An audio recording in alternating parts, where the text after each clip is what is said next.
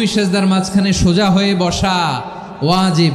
এই তা'দিলুল আরকান বাদ দিলে হানাফি মাযহাব মতে সৌ সেজদা দিতে হবে, অন্য মাযহাব মতে নামাজই হবে না আপনার। এই জন্য ধীরস্থির ভাবে তারাবির সালাত যেন আমরা আদায় করি। পারা যাবে তো ইনশাআল্লাহ। ৩ নাম্বার, তাহাজ্জুদের সালাত আদায় করুন।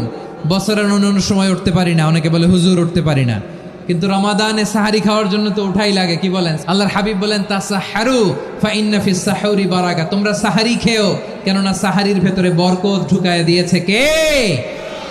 একটা খেজুর, এক গ্লাস পানি খেলো সারা দিন আপনাকে তরতাজা রাখে কে? তো সাহারির জন্য যেহেতু উঠতেই হয়, সাহারি খাওয়ার আগে বা পরে 2 রাকাত 4 রাকাত তাহাজ্জুদ পড়া যাবে না?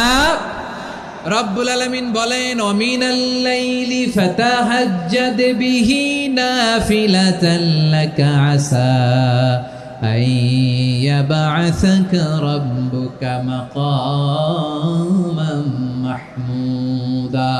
ও নবী, রাতের কিছু অংশ সময় তাহাজ্জুদের সালাত আপনি আদায় করবেন, কারণ এই তাহাজ্জুদ হলো আপনার জন্য নাফিলাতাল লাক, অতিরিক্ত ফরজ।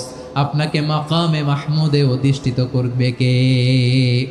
এজন্য যারা সম্মানিত হতে চান, সম্মানের আসনে যেতে চান, তাদের জন্য তাহাজ্জুদ অবধারিত। আমরা রমজানে সাহারির আগে তাহাজ্জুদ পড়তে চাই কি চাই না? এই নামাজটারে আল্লাহ বড্ড ভালোবাসেন। কেন জানেন? কারণ গভীর ঘুমকে স্যাক্রিফাইস করে আমরা এই নামাজ পড়ি। ঘুমের আরবি জানা আছে কারো? ঘুমরে আরবিতে কি বলে?